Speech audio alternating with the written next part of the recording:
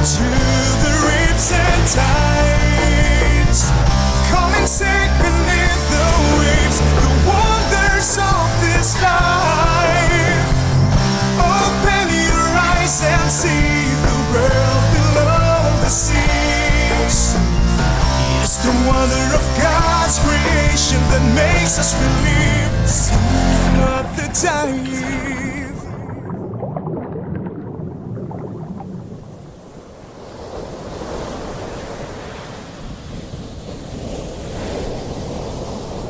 Leaving the old life behind, giving the new one a try, making the past as we go, trying a new way to grow, finding a new way to define the way our life is in this time, changing familiar thoughts as we go. Ang ocean trash pollution ay isa sa mga pangunahing dahilan ng pagkasira ng karagatan. Many different ways to make us fly. Ayon sa Ocean Conservancy, 8 million metric tons o 8 billion kilograms ng plastic ang napupunta sa dagat kada taon.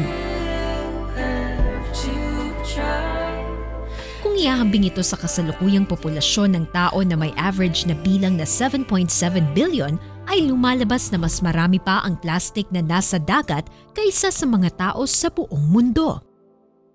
80% ng ocean plastic waste ay nanggagaling sa mga land areas, habang ang 20% naman ay nagmumula sa mga ocean vessels.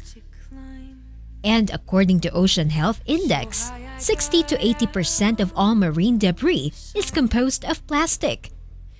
This is a serious man-made problem. So many different ways to make us fly.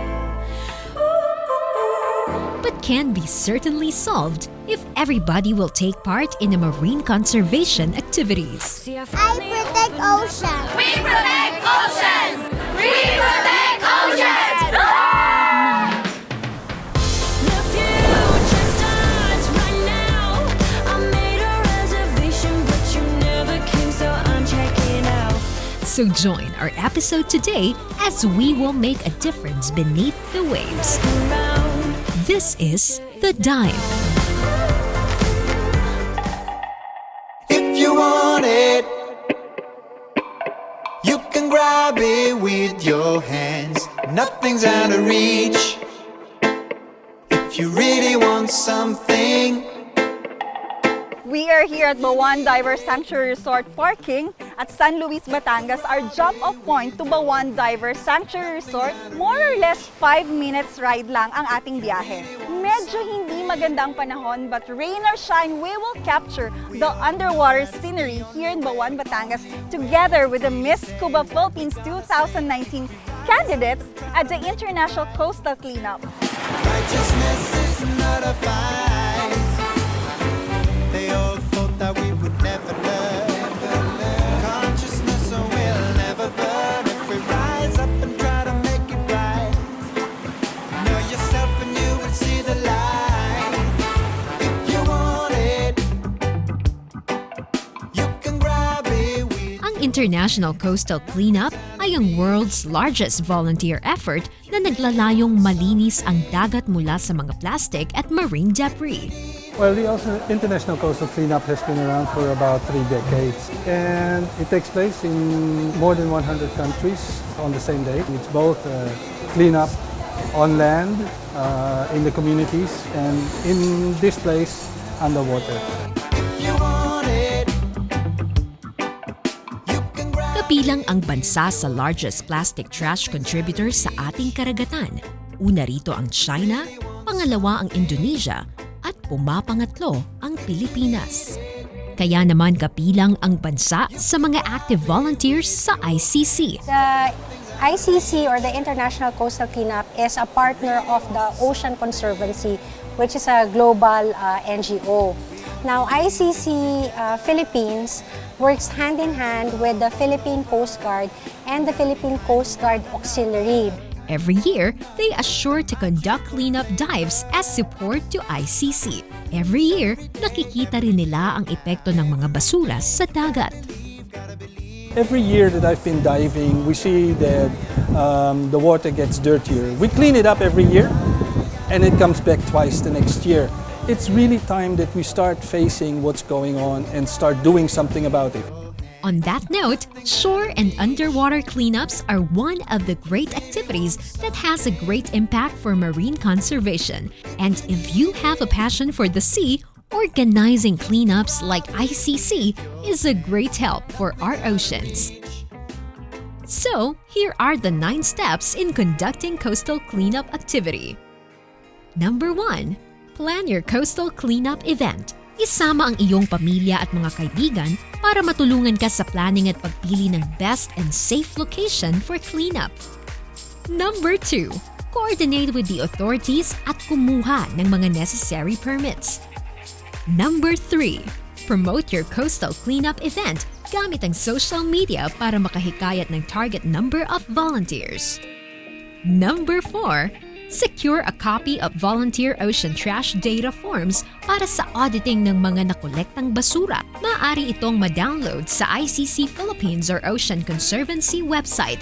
Ang data na makukuha dito ay gagamitin para sa research para makabuo ng effective solution sa ocean pollution problem.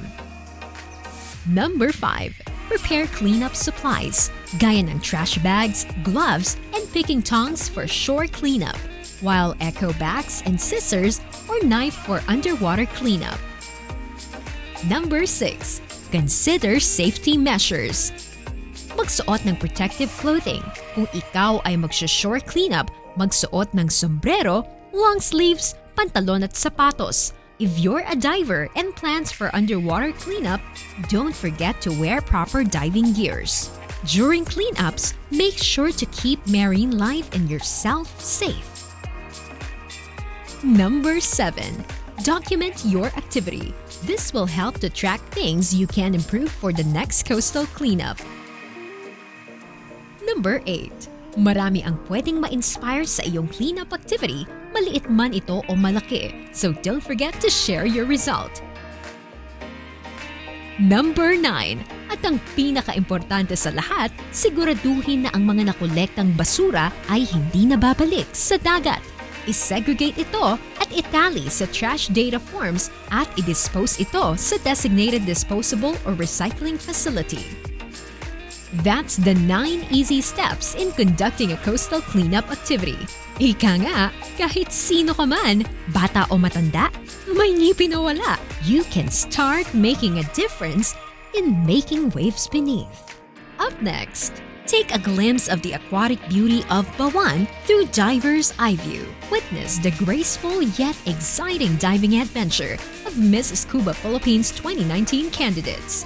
And learn the do's and don'ts during shore and underwater cleanups. The dive.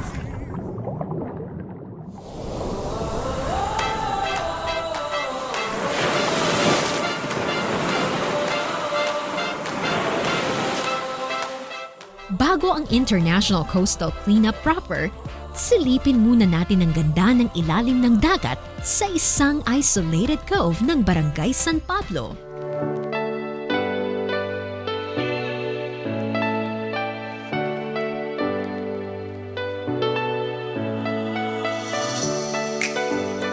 Ito ang San Pablo de Bauan Marine Sanctuary, isa sa mga shining gem ng Bauan, Batangas.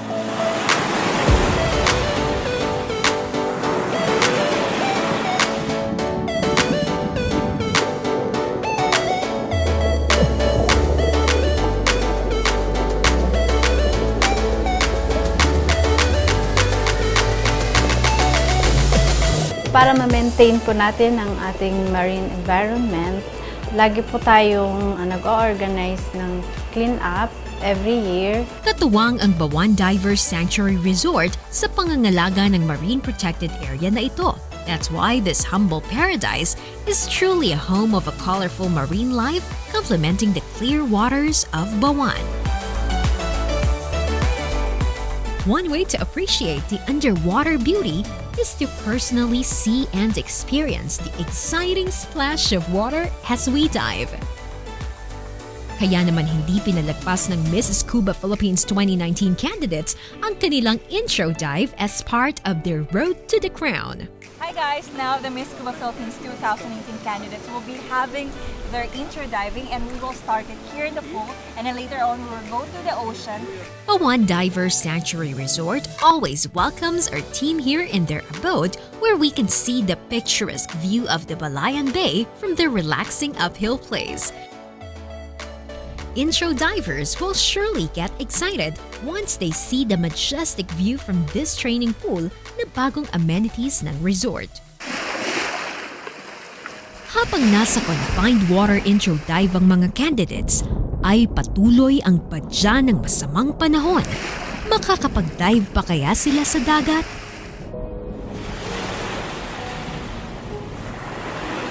Depende kasi yan kung malalaki ang alon, unahin natin yung safety nila. So pwede tayong maghanap na ibang site na pwedeng bababaan nila para since mga baguhan sila, hindi sila mahirapan. Rain or shine, ay go na go ang mga ladies sa kanilang pool intro dive trainings. Luckily, the weather went fine, kaya tuloy ang ating under the sea adventure with the candidates. So ngayon naman, yung mga kandidata ay pupunta naman sa dagat kung saan yun yung first time na matatry nila ang tinatawag na scuba diving. And also, it's a good way for them to see what's the current situation of our underwater world at para sila magkaroon din ng concern sa pangangalaga ng ating karagatan. So samahan nyo kami ngayon.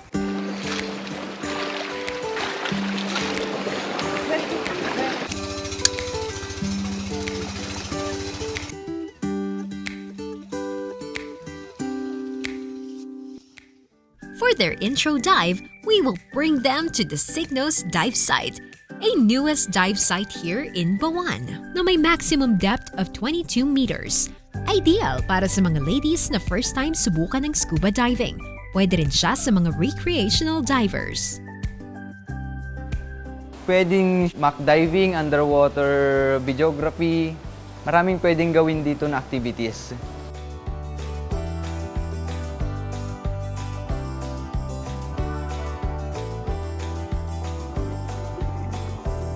It was a great experience.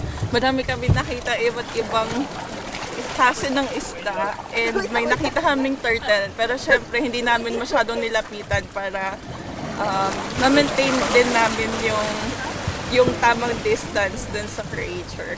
Sobrang ganda sa ilalim.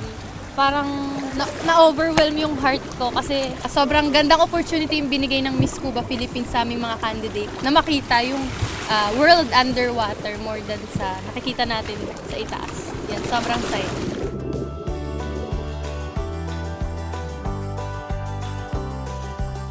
Naghahanda naman ang ICC volunteers for their underwater cleanup dive.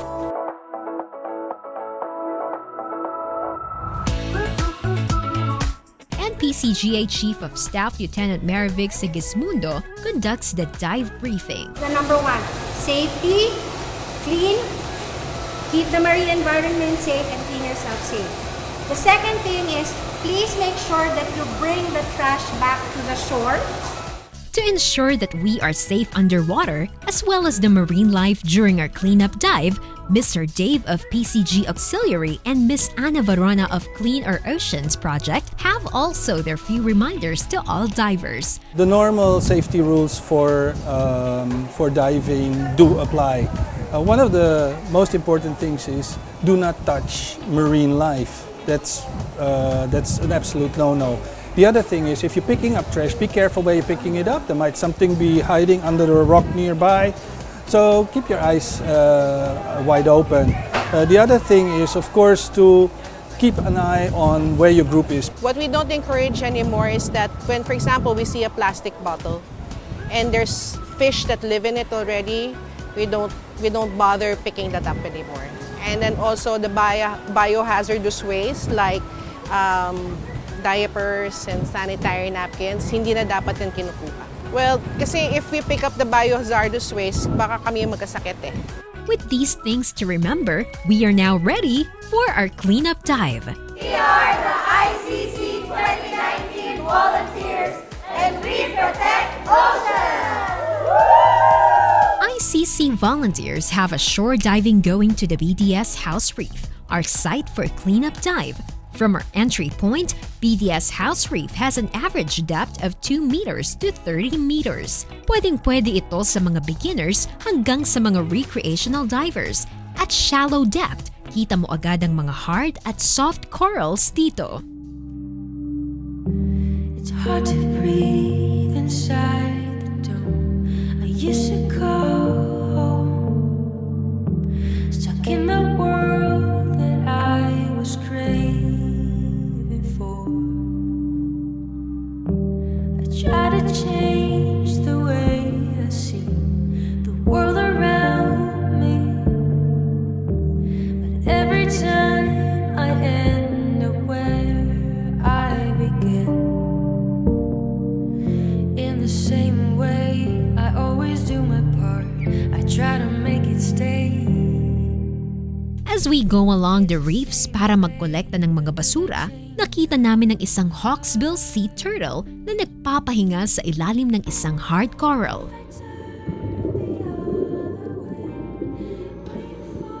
Isa sanang magandang pagkakataon, pero pinapangit ng basurang makikita sa tabi nito.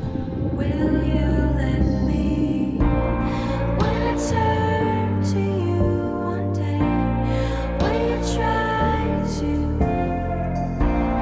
make me see a different way, to make this end or start over?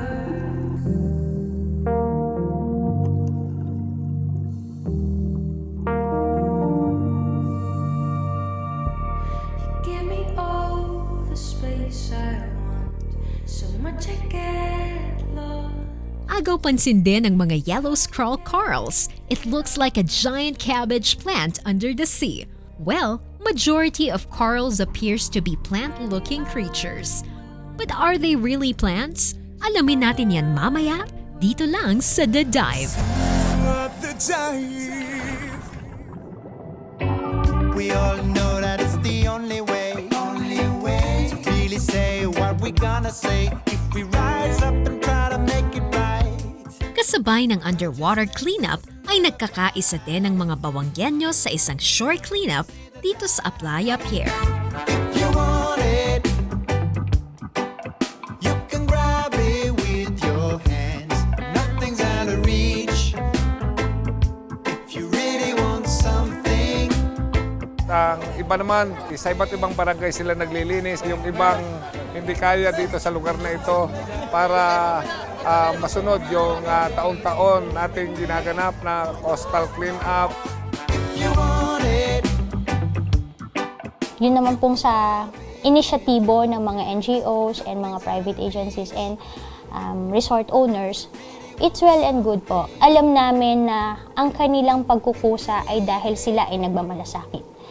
Hindi naman kailangang mag-demand, hindi namin kailangang mag-impose. But because they really care about the environment and the coast, nag-i-initiate na sila ng mga gantong activities. So we are truly honored na sila po ay nagmamalasakit. Kung abala ang mga volunteers sa pagpulot ng mga basurang napadpad sa baybayin, abala rin ang mga mangingisda sa pagkuha ng mga huli nila sa lambat.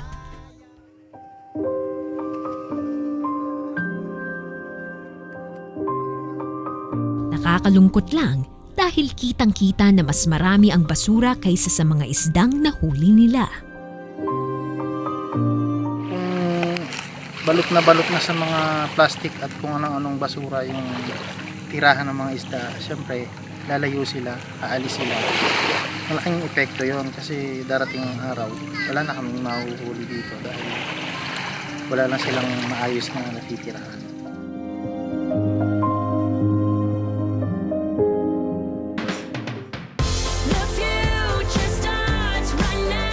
Meanwhile, umahon na rin ang mga ICC volunteers from their cleanup dive.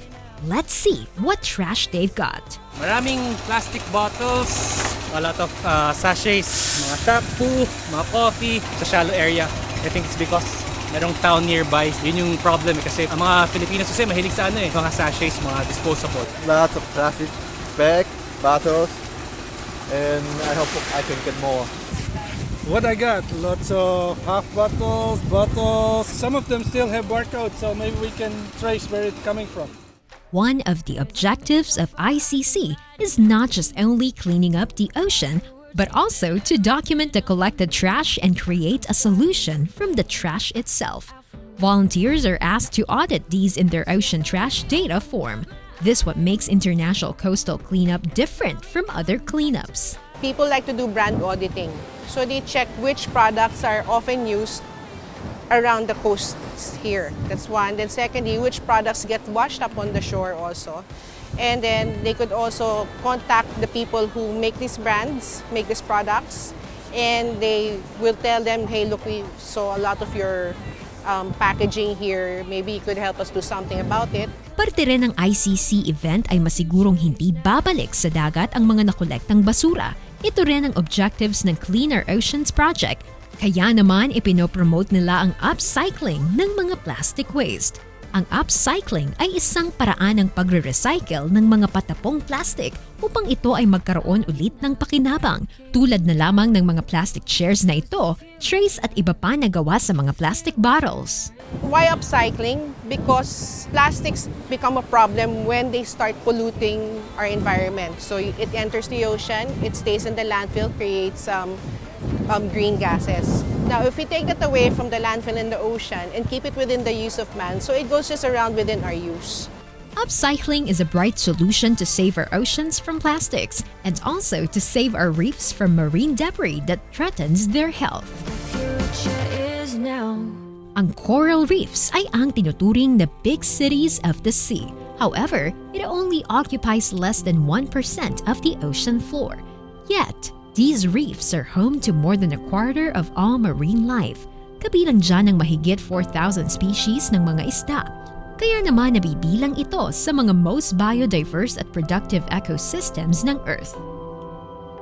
Pero ano nga ba ang corals? Corals are cousins of the jellyfish. They're very unique because they're one of the only creatures in the world that is an animal, a plant, and a rock all at once. They're an animal because they have the tentacles, and these are the ones that you see moving, most of the time awake at night, and they're filter feeders, so they're picking little items or little things that they can eat from the water that's passing by. During the day, why sunlight is important, it's because they also have, like plants, photosynthesis capabilities. They have that organism that helps them create food by absorbing light, and they build their own home. That's why they're also partly a rock.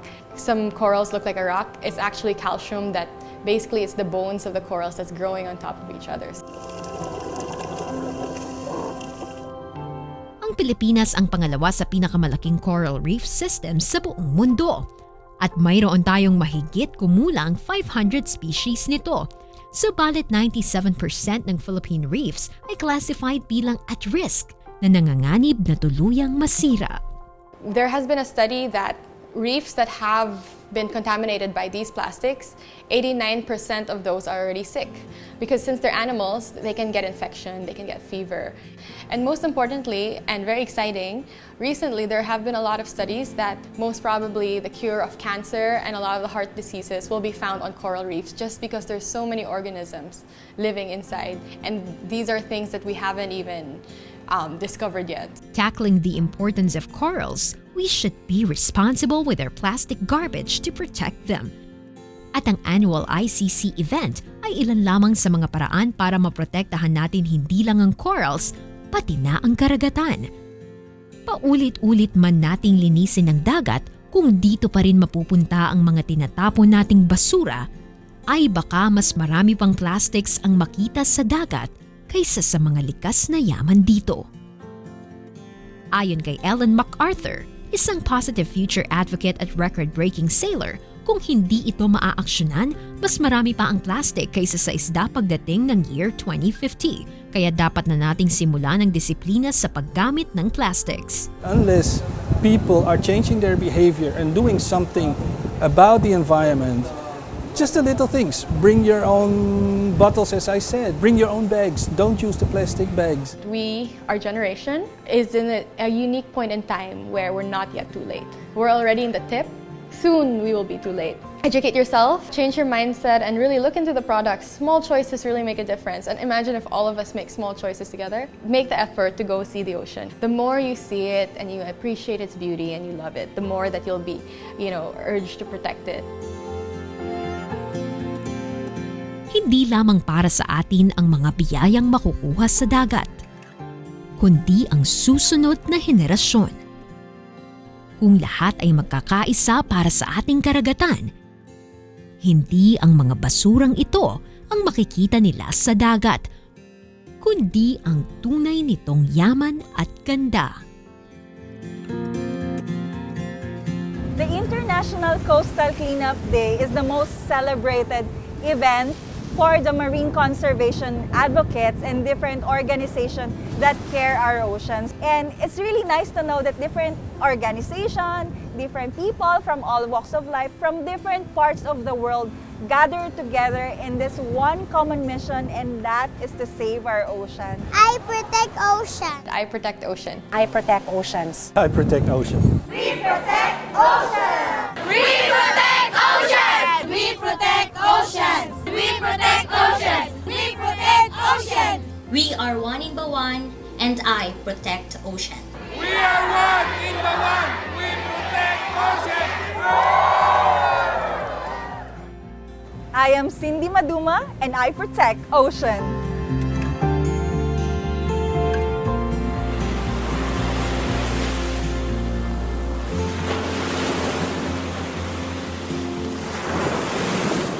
See what the giant